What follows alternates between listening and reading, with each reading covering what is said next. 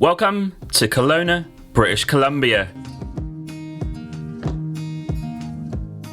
A stunning lakeside city just 4 hours east of Vancouver that's practically made for the perfect weekend escape. Nestled on the eastern shore of the Okanagan Lake and surrounded by rolling hills, vibrant vineyards, and some of the bluest water you'll ever lay your eyes on, this spot has it all. Whether you're into wine tasting, culture, cafe hopping, or scenic road trips, Kelowna delivers, and that's exactly what we set out to do and experience on the Easter long weekend. And I'm James, and if there's ever a road trip involved, you can count me right in. So let's dive into the adventure.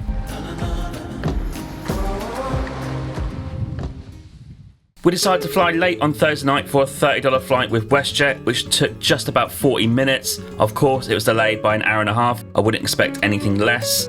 Normally we budget for a hotel, but in this case we decided to splash out. So we stayed at the Royal Anne Hotel in the city centre of Kelowna. The Royal Anne costs $700 for 4 nights and is located right in the heart of the city, and you get breakfast with that too. Right, let's get out and explore the city of Kelowna today, and as you can see, it's a beautiful mild day. We headed straight down to the Okanagan Lake, the integral piece of the city, and took a walk to Tugboat Beach and joined the Okanagan Rail Trail.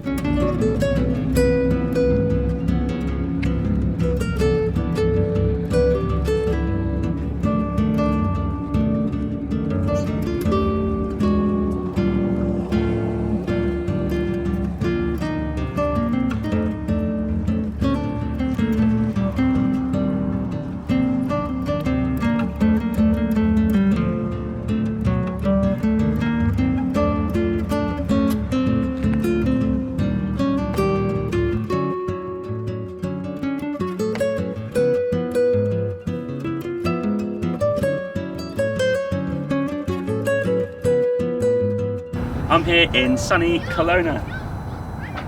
1 day checking out the city, 2 days in a hire car around the surrounding areas. No idea what we're going to see, so let's see what we can find.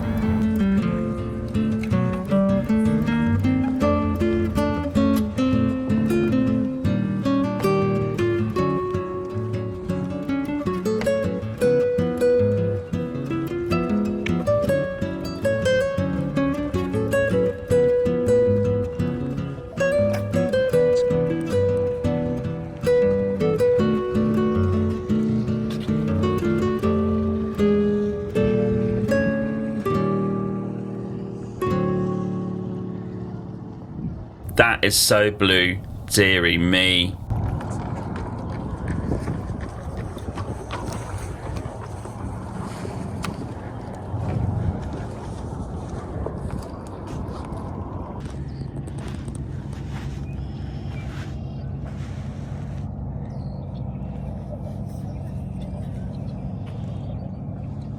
I love the wildlife noises through this marshy area.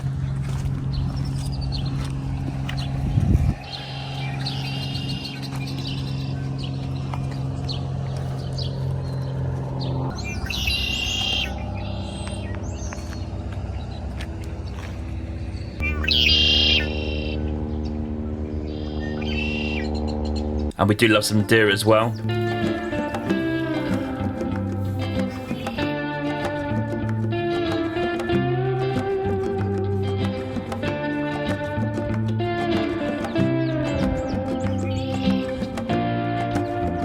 We wanted to check out Sprout Cafe, but it was too busy, so we popped next door to the Slowside Coffee House and look at this trendy third wave cafe.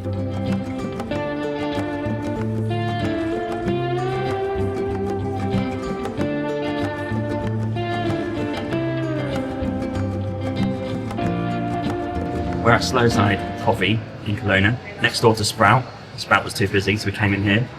This coffee is by Tim Wendelbo, who's a Norwegian barista. He's quite well known in the coffee barista world, so I'm really looking forward to trying his coffee. The first time ever, I think, I'm trying it, so let's give it a go. Oh yeah, that's very light to medium, I'd say. Oh, that's actually quite good. Oh, that's actually pretty sensational. That is good. Yeah, decent, top notch. We love the vibe of the cafe. It's very much a third wave establishment, and I would absolutely recommend it. It's time to head out on the trail through the city of Kelowna with no real plan but to follow the trail. It's great to be in the sun and fresh air for a walk.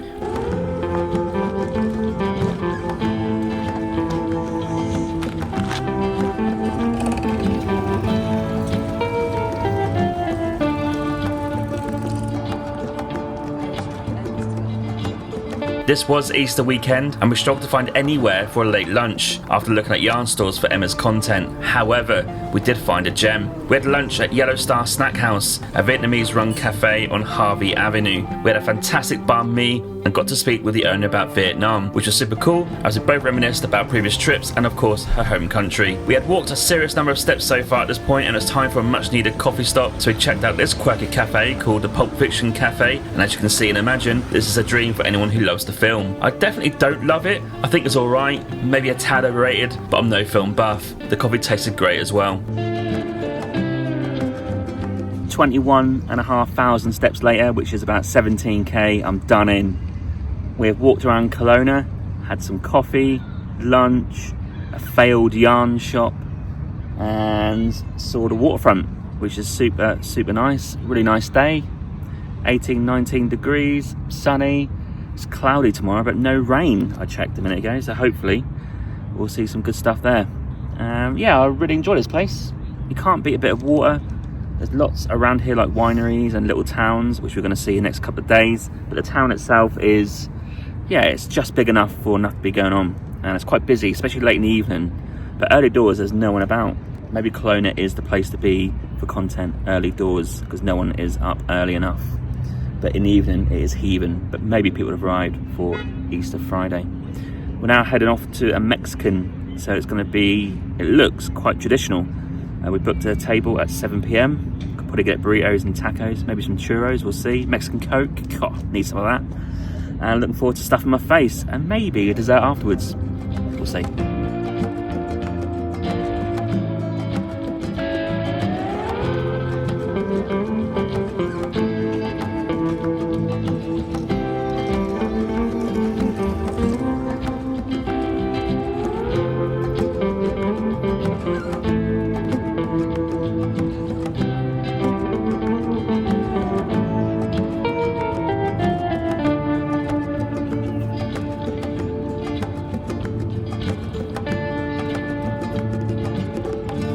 We booked Casa de Frida for dinner, which is an authentic Mexican restaurant run by a Mexican family, and the lady there made me a mole sauce with my enchiladas. Unreal. It has a lovely homely feel, this place, as it's a restaurant in a house. In the summer, this would be super awesome.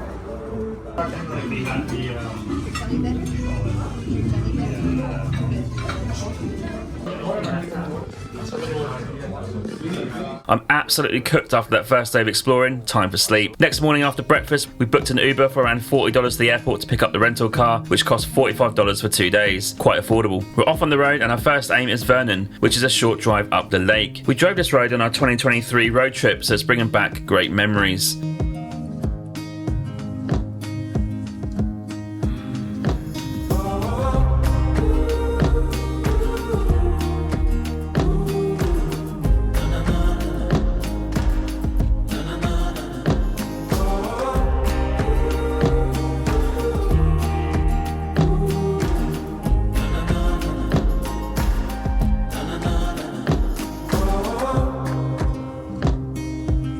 Picked up the hire car from the airport and we have driven to Vernon, which was only a 30-minute drive.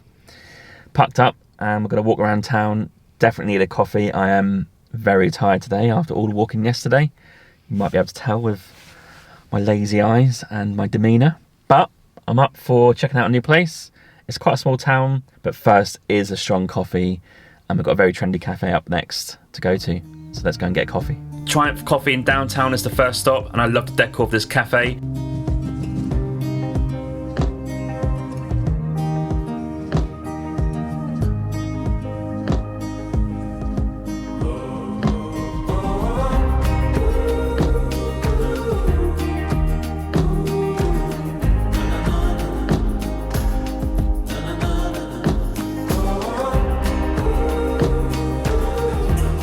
Cheers. Oh yeah, very light roasted, called Hathaway, based in Victoria. That's actually quite good. More of a dark roast, medium dark roast, but light roast, decent. I actually find Vernon quite run down, not a lot going on. Bear in mind, this is a Saturday. We'd walked to a random house in a little suburb for Emma's yarn store content, then we checked into Eatology for brunch. A bit of a queue here, so get your name down early, but I wasn't that enthusiastic about it, but let's see what happens.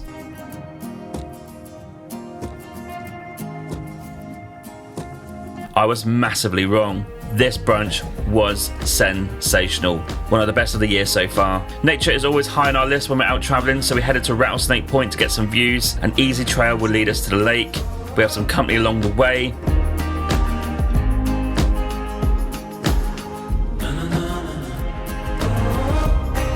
Not the best weather, but I do love a lake all the same.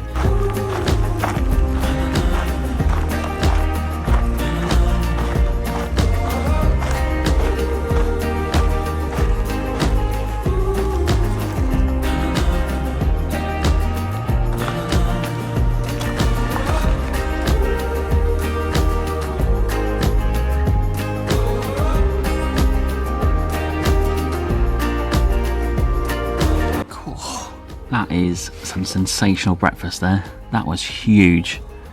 That is one of the best brunches I've had in a long while. My word. Eatology. Eat your heart out. After that, we've gone for a walk at Kalamalka Provincial Park, and we're at Juniper Bay Beach. Lovely little spot, not very busy. Little beach down there, can walk around, get some views of the lake. We're going to walk around further to Rattlesnake Point. Let's see what's there, no idea, but it's just more views of the lake. And it's holding off the rain. I think we've just got a bit of cloud, which means you wouldn't get the turquoise coloured water, but hey, at least it's not raining. But a walk is needed after that. God, that was a lot of food. So I'm looking forward to seeing some nature. We're going to hang around here for half an hour, whatever.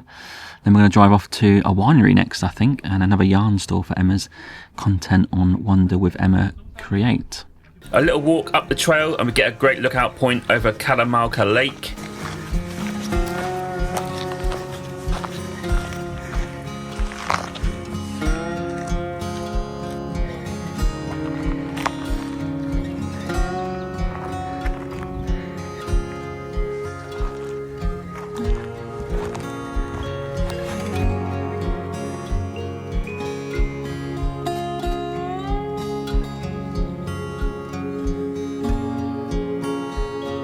The weather has livened up a little bit, so of course in this region it'd be criminal not to visit a winery, so we headed back on the road to West Kelowna to find one.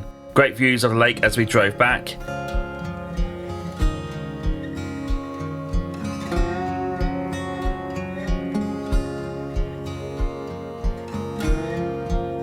And we settled on Frind Winery, or Frind, as they stay open until 6 PM, so wine tasting is possible. What an evening this is turning out to be.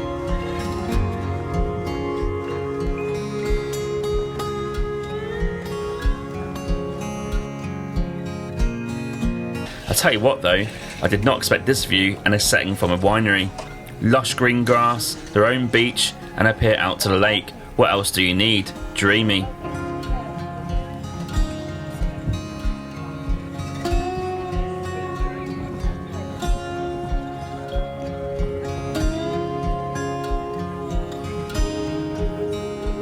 Wow, look at the colours.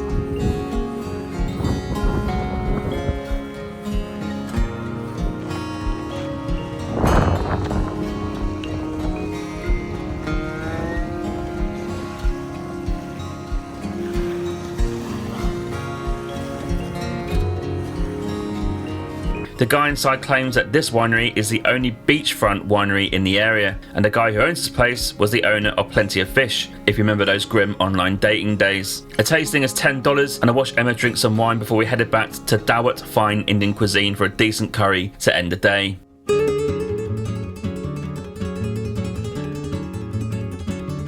The next day we headed down the lake to the border with the US, to the town of Osoyoos. We are heading towards one of the warmest parts of Canada, despite the weather looking quite basic. This will take an hour and a half to get there, but we aim to get down there, take a look and go for a coffee and head to the Nk'Mip Cultural Centre. Finally we made it to Junction 3 Cafe for much needed coffee in the sun. Excellent spot for sipping coffee outside with parking nearby.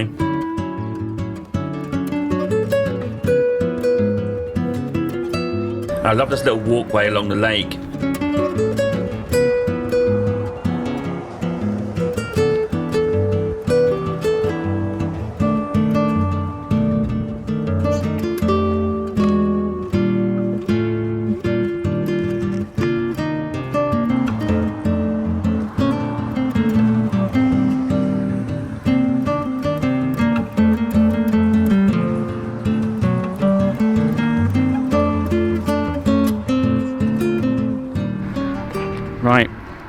road trip early this morning, had breakfast, left there, time we leave, 8:30, hour and a half, to Osoyoos. It's basically on the border of USA. It's in the heart of the wine country, and it's got lakes either side. It's really nice. You'll see some content coming up. And we drove to a cafe called Junction 3 Cafe, and people were sitting outside in the sunshine having a coffee. It's quite nice. And now we're going to go for a walk down there and walk around to Osoyoos, into the main town, get some more photos and some water views, and then go up to an Indigenous Cultural Centre and maybe another winery, which is also part of the Indigenous community up there. So busy morning. Then it's going to be a drive up to Penticton for lunch. Go back to Penticton. We went there a couple of years ago on a road trip, see that again, and that should be our day up until Kelowna this evening. So a busy day, looking forward to it. Great weather. God, look at this, stunning. So we followed this path over the bridge to the other side, to the other part of the lake. Can't beat a trendy walk.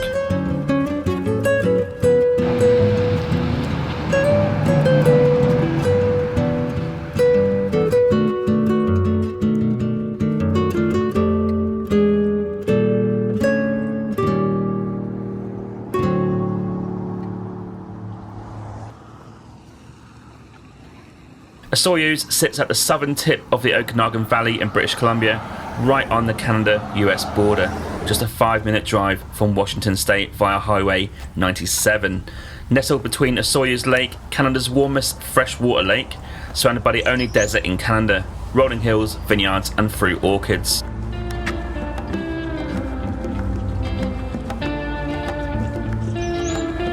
We managed to walk along the lake before heading up to the main activity of the day, which is the Nk'Mip Desert Cultural Centre. This is a First Nations learning centre and has trails outside up the hills. The Nk'Mip Desert Cultural Centre is located just north of Osoyoos in Canada's only desert, and it is a modern interpretive centre owned and run by the Osoyoos Indian Band. Nestled into a hillside with a striking rammed earth wall, the longest in North America, the building is designed both as a tribute to the traditional Silex winter dwellings and as a sustainable marvel, featuring a green roof, radiant heating and cooling and low water fixtures. Inside you'll find interactive galleries, hands-on displays, 2 multi-sensory theatres and recreated structures like pit houses, teepees and sweat lodges, all recounting desert ecology, Okanagan legends and the history of the Osoyoos Indian Band. Outside, the centre anchors a 1,600-acre conservation area with desert trails leading to the interpretive sites, wildlife habitats and a traditional village, while also hosting an active rattlesnake research programme. The Nk'Mip Cultural Centre is an immersive celebration of the Silex culture and desert stewardship, seamlessly blending cutting-edge design, environmental education and living Indigenous traditions.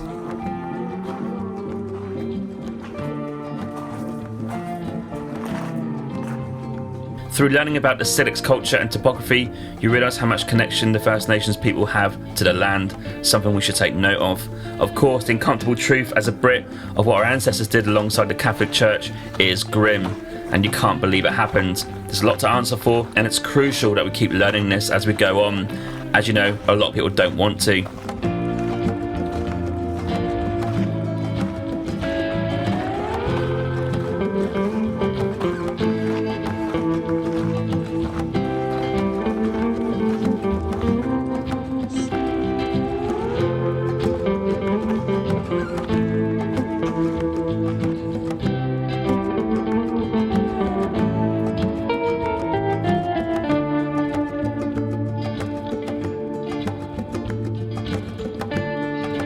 That road you see in the distance is where we stopped on our road trip before we headed east across Canada in 2023. So back on the road, in the rain, to Kelowna, and we pretty much bypassed Penticton by a coffee and a sandwich. When we got back to Kelowna, we had dinner at a local brewery called BNA Brewing. They also have a tasting kitchen, but you can sit in the brewery and order from that menu. A great burger. That was it from our trip, apart from a coffee at Bright Jenny the next morning before taking the car back, then catching a flight back to Vancouver.